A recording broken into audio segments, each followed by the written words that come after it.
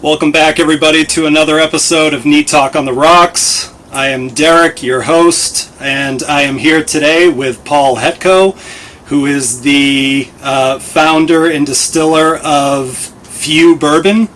And we're going to be talking to him, asking some questions.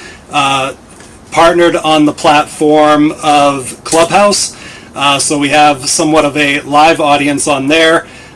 Visually, you can only see me, but you will hear the entire conversation.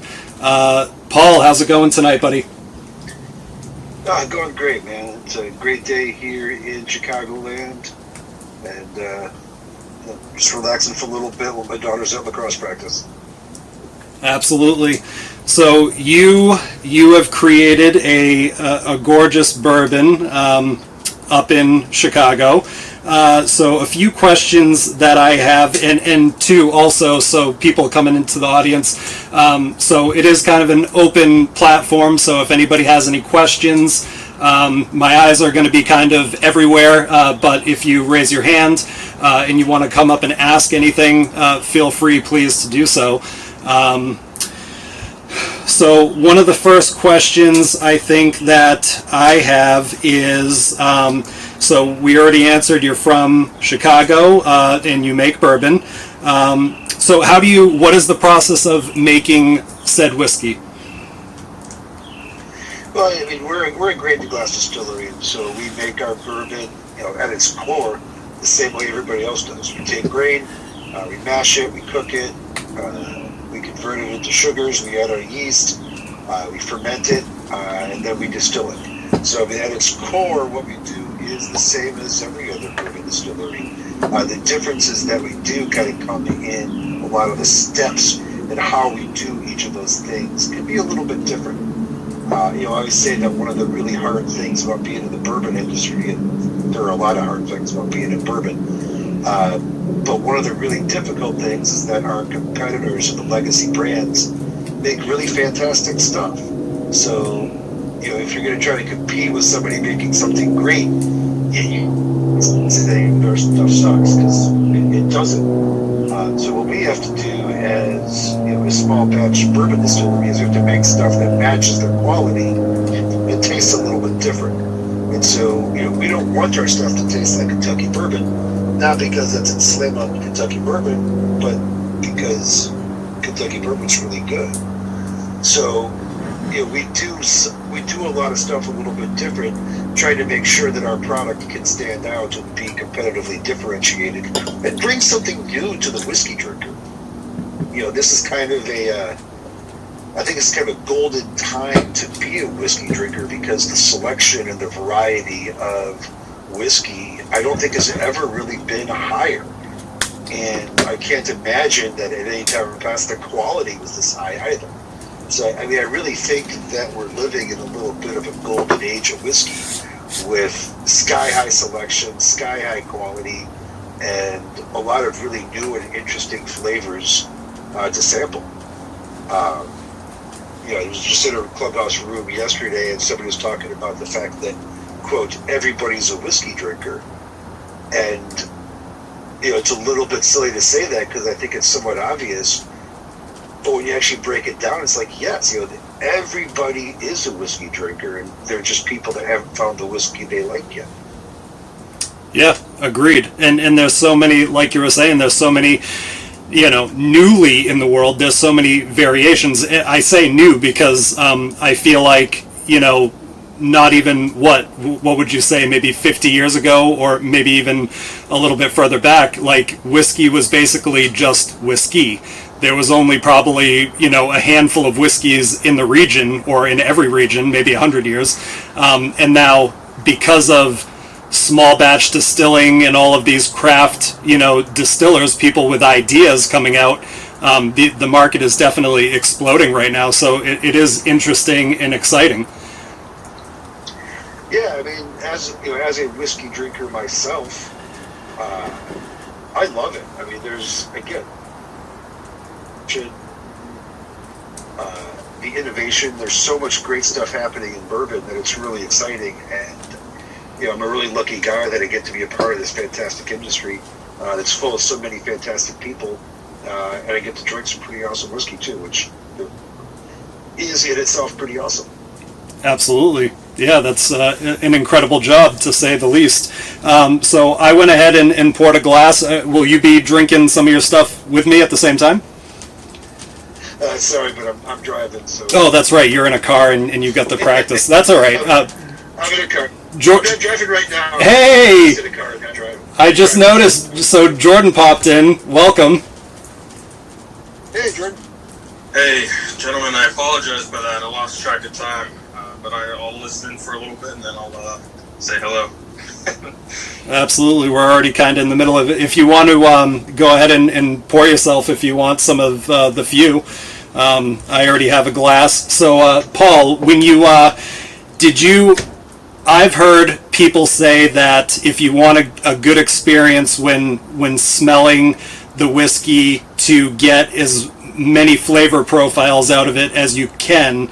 I don't know if this is something that you've heard, that when you inhale, it's best to keep your mouth slightly open, and I guess that allows a lot of the strong alcohol that you get right at the beginning to kind of bypass the senses. Have you ever heard of that?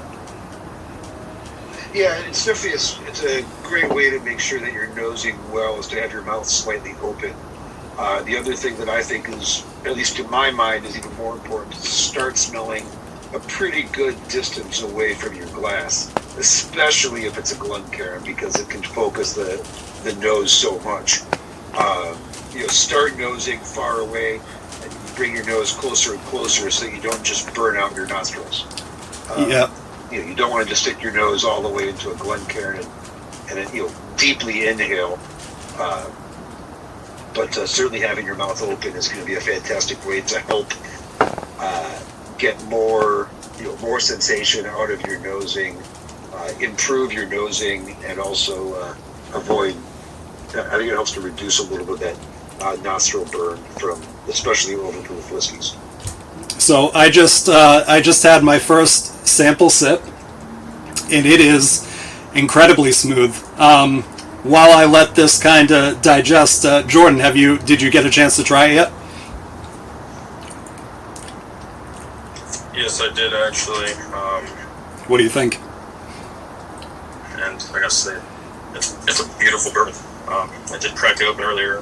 I think that's why I lost track of time. I'm not gonna lie. So thanks for that. But no, it has that the notes on the nose have that butterscotch, caramel, vanilla smell, and then the actual, when you take, and ingest it, and it's coating your mouth, you have a little bit of that pepper notes, you have a little bit of caramel, and that's butterscotch that really balance out the notes of it. So in all, it's a delicious dram. I'm getting some of the butterscotchy, almost like a vanilla-y butterscotch mix or something sweet on the back end that's hitting my tongue, and I like it. I'm getting the peppery up front too. We're always really proud of our sweetness, but of course it is bourbon, so it's going to tend towards the sweet. A lot of the flavor notes we talk about are those caramels and the vanillas, and a lot of like standard and classic bourbon flavors. But we also, the thing that we really like about the FEW bourbon is that really fantastic cinnamon note, the kind of sweet and spicy cinnamon. It's not really a pure cassia, because you do get a little bit of that sweeter cinnamon, like a red hot or so. But to me, that's kind of that's the hallmark of the FEW, is that cinnamon. You know what?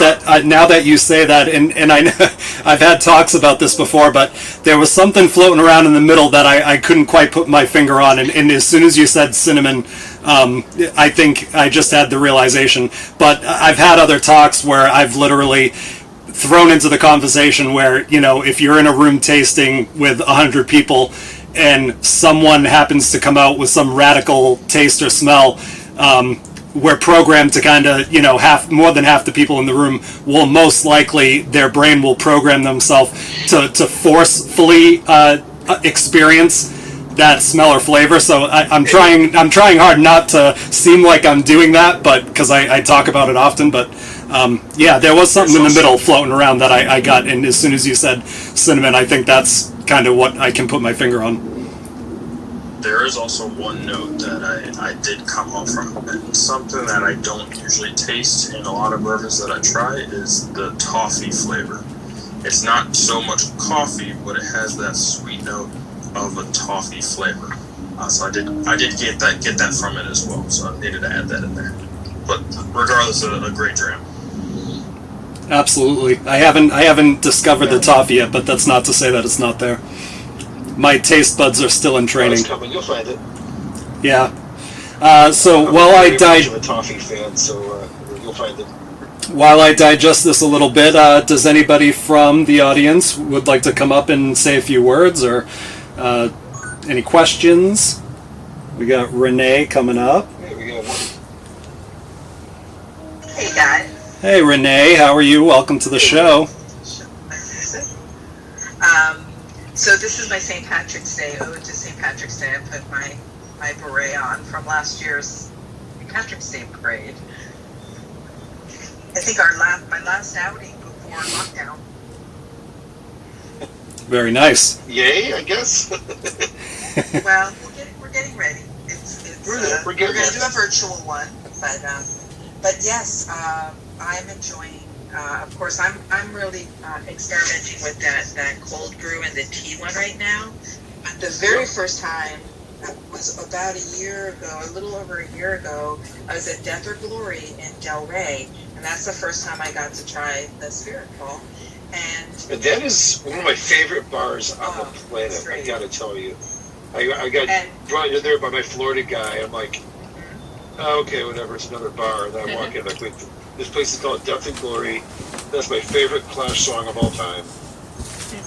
All their ads were like small, 10 by 10 sheets carved up into 10 by 10, or looking like 10 by 10 grids.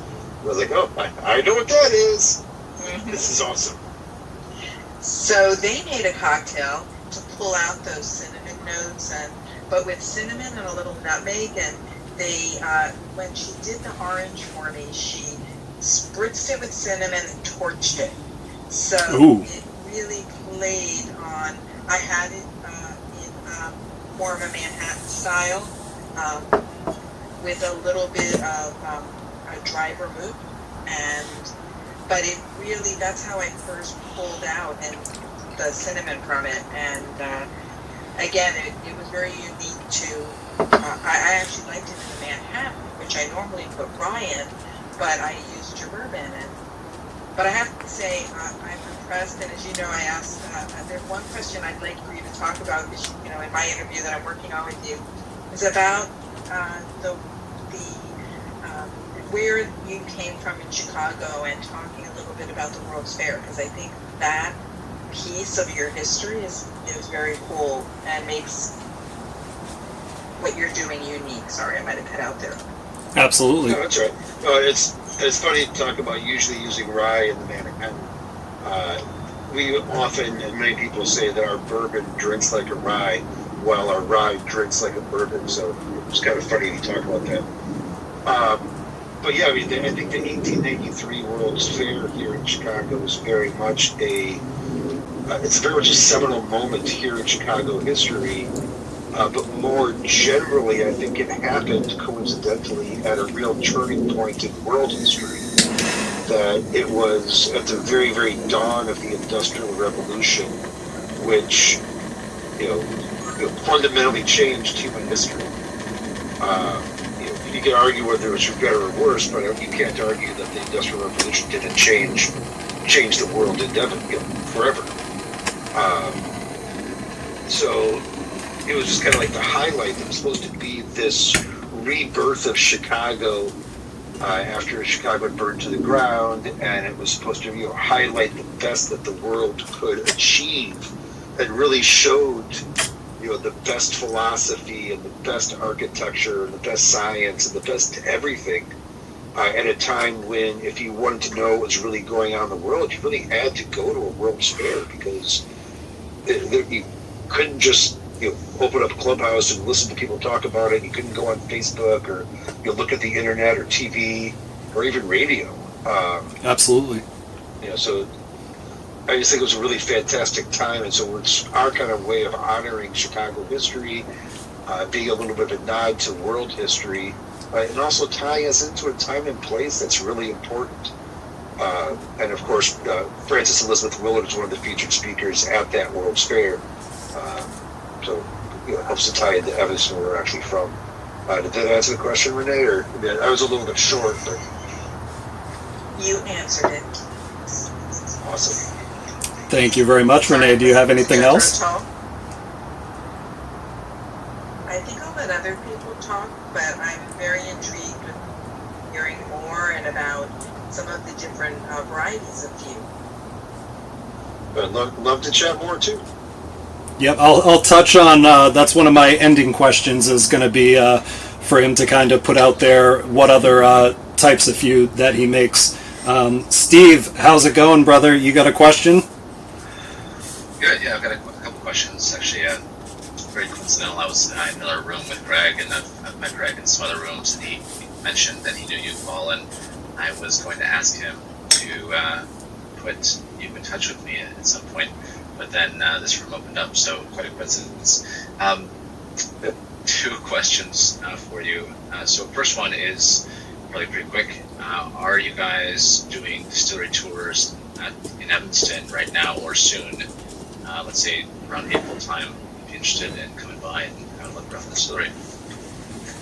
Tours are still closed, although I am interviewing to rehire to kind of reopen our tasting room. It won't be in April. I don't really know for sure when it'll be, but I'm targeting and planning on June 1st. Hi guys, welcome to Neat Talk on the Rocks. I just wanted to make this quick video as a shout out. Thank you, Paul, for being in this interview. Paul Hletko of FEW Bourbon and my co-host Jordan, who you'll hear in a few minutes. I also wanted to just throw out and mention that unfortunately the interview was going so well that we ran a little beyond our time frame. The battery in the camera ended up shutting off at like 85% through the video, so we kind of lost the footage of the outro and everything. But I think some of the main points that we had lost was at the end talking to Paul. He had gone over his whiskey lineup, so I'm gonna throw a few pictures, and what he has is far more vast than what I'm going to put up. But at the end of the video, I'm gonna put up a few pictures of some of his lineup so that the people watching the video can end up kind of seeing the dramatic variations of what he's been able to create in the bourbon scene. And again, thank you for him coming on. Look forwarding to do more interviews with him and tasting more of his stuff. The bourbon that we did sample was absolutely awesome. Very good juice. And I think that's about it. So I hope you guys enjoy this video. Oh, and one more quick thing. So just so people know, I'm a one-man show here doing the recording. So part of the reason why we timed out with the battery is I don't have, somebody behind the camera that's working the camera for me as of right now. So if I had that, then I would have somebody to signal me that, batteries running out or whatever. So it's really just me. So I didn't realize or know until after when I went to go shut the recording off. So again, apologies for that. Doing my best, and from this point on, we'll keep all videos, interviews from 30 minutes and sooner. All right, thank you guys. Hope you enjoy the video. Good stuff. Do yourself a favor, go out and get a bottle, any bottle of FEW bourbon. It is excellent.